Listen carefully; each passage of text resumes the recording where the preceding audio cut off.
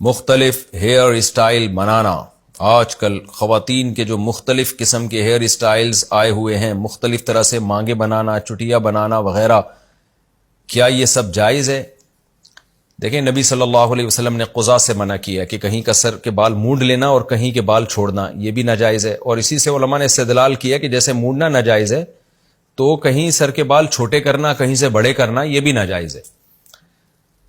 تو عورت اور مرد کے لیے یہ ضروری ہے کہ اور مرد تو چھوٹے بال بھی رکھ سکتا ہے، لیکن عورت بال پیچھے لے کے جائے، سارے بال، اور پیچھے چھوٹے اگر کرنے ہیں تو بڑھائے اس کو، اتنے بڑھائے کم از کم کہ چٹیا بن سکے اس میں. پھر اگر نیچے سے ان کی لینتھ برابر کرنا چاہے تو کر سکتی ہے، جیسے بعض عورتیں کر رہی ہوتی ہیں، نیچے سے نوکے کاٹ رہی ہوتی ہیں، یا بہت ہی لمبے ہو گئے کمر سے بھی نیچے چلے گئے، تو افضل تو یہی ہے کہ لمبے بال رکھے، لیکن اس کو کمر تک چھوٹا کرنا، یا اتنا چھوٹا کہ کم از کم چٹیا بن سکے. مرد اور عورت کا فرق جو بالوں کے ذریعے اللہ نے ایک بڑا فرق رکھا ہے، وہ فرق بھی برقرار رہے.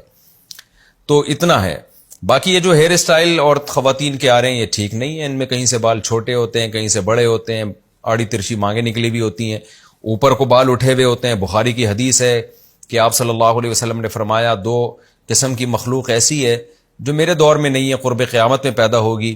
لا یجدن ریح الجنہ وان ریحها لیوجد من مسیرۃ کذا وکذا. یہ دونوں قسمیں جنت کی خوشبو بھی نہیں پائیں گی، حالانکہ جنت کی خوشبو تو بہت دور سے محسوس ہوتی ہوگی. ان میں ایک ظالم حکمران، اور دوسرا آپ صلی اللہ علیہ وسلم نے فرمایا کہ وہ عورتیں جو چس لباس پہنیں گی اور یا باریک لباس جس سے جسم نظر آتا ہوگا، اور ان کے جو سر ہیں وہ اونٹ کے کوہان کی طرح اٹھے ہوئے ہوں گے، ایسے فیشن کیے ہوئے ہوں گے، وہ بالوں کو اس طرح سے اٹھایا ہوا ہوگا. تو اس طرح کے ہیئر اسٹائل جائز نہیں ہے. عورت کے لیے بس یہی جائز ہے، بیچ کی مانگ نکالے یا پیچھے لے جائے بال، اور بالوں کو جب کاٹنا ہو تو نیچے سے پیچھے سے ایسے برابر کاٹے، ادھر سے چھوٹے کر دیے ادھر سے بڑے کر دیے، یہ ٹھیک نہیں ہے. والدین کی تلخ کلامی پر اولاد کیسے صبر کرے؟ میرے والدین بہت تلخ کلامی کرتے ہیں، اپنے بچوں کو عزت نہیں دیتے، ہم لوگ بھی کبھی ان کو آگے سے جواب دے دیتے ہیں، کیا اس کا ہم پر گناہ ہوگا؟ اس کے بارے میں کیا کیا جائے؟ دیکھیں، والدین کو چاہیے اپنے بچوں کے ساتھ محبت سے رہیں، ان کو عزت دیں، ان کو یہ احساس نہ دلائیں کہ ہم تمہیں پیدا کر کے پچھتا رہے ہیں، بلکہ ان پہ فخر کریں. چھوٹی موٹی غلطیاں ہر ایک سے ہوتی ہیں، کوئی ان سے غلطی ہو رہی ہے تو محبت سے سمجھائیں. ہمارے نبی صلی اللہ علیہ وسلم نے اپنی بیٹی کو کیسی عزت دی ہے. تو میں دیکھتا ہوں بعض ماں باپ بات بات پہ بچوں کو طنز تانے، اور تو کچھ کر ہی نہیں سکتا. وہ اس میں تھوڑا سا آپ کو ایک دلچسپ واقعہ بھی سنا دوں.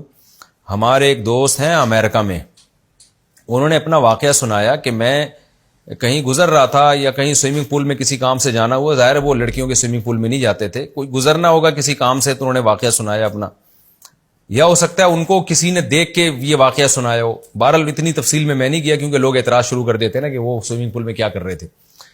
تو انہوں نے بتایا کہ ایک ماں اپنے بچے کو لے کے آئی ہوئی ہے جو گوری ماں تھی، انگریز کی ماں، اور ایک پاکستانی ماں جس کو ہم دیسی ماں کہہ سکتے ہیں، وہ اپنے بچے کو لائی ہوئی تھی سوئمنگ سکھانے. اب دونوں کے بچے جو ہے نا سوئمنگ پول میں چھلانگ لگاتے ہوئے ڈر رہے ہیں. تو جو انگریز ماں تھی وہ اپنے بچے کو کہہ رہی ہے، دیکھو بیٹا تم اندر ڈائیو مارو اور دیکھو تم کر سکتے ہو، مجھے پتا ہے تمہیں جو ڈر لگ رہا ہے یہ ایسا نہیں ہے، تم تو بڑے بہادر ہو، اور تم دیکھو چھلانگ مارو گے تمہیں دیکھ کے دوسرے بچے بھی آئیں گے. بڑے محبت سے اس کو عزت دے کے اس کو موٹیویٹ کر رہی ہے کہ تمہارے اندر یہ صلاحیت ہے، تمہیں پتہ نہیں کس نے وہم میں ڈال دیا کہ تم نہیں کر سکتے. دوسری طرف میں دیکھ رہا تھا پاکستانی ماں کو، وہ کیا کہہ رہی تھی، الو کے پٹھے، میں $50 میں نے اس پہ لگائے ہیں، پتہ نہیں $100 $50، اور تو اب یہاں کے چھلانگ نہیں مار رہا، تو میرا ٹائم بھی ضائع کر رہا ہے اور پیسے بھی ضائع کر رہا ہے، مار چھلانگ ایسی کی تیسی ہو، گالیاں بھی نکالے جا رہی ہے اس کو. تو کہتے ہیں اس وقت مجھے اندازہ ہوا کہ دیکھو یار ایک ماں کیسے بات کر رہی ہے اور ایک ماں کیسے بات کر رہی ہے.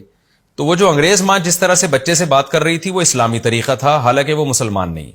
پاکستانی ماں جس طریقے سے بات کر رہی تھی وہ غیر اسلامی طریقہ ہے، حالانکہ وہ مسلم نہیں، وہ مسلم ہے وہ عورت. تو بعض دفعہ غیر مسلم اسلام والے کام کر رہا ہوتا ہے، مسلم غیر مسلم والے کام کر رہا ہوتا ہے. تو اس لیے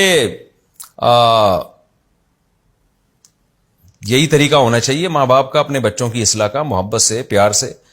اور اگر کبھی کبھار سختی کرنی پڑے تو کبھی کبھار سختی بھی کریں. ہر وقت یہ ٹاؤنٹنگ اور تانے بازی، یہ اس سے بچے بگڑتے ہیں.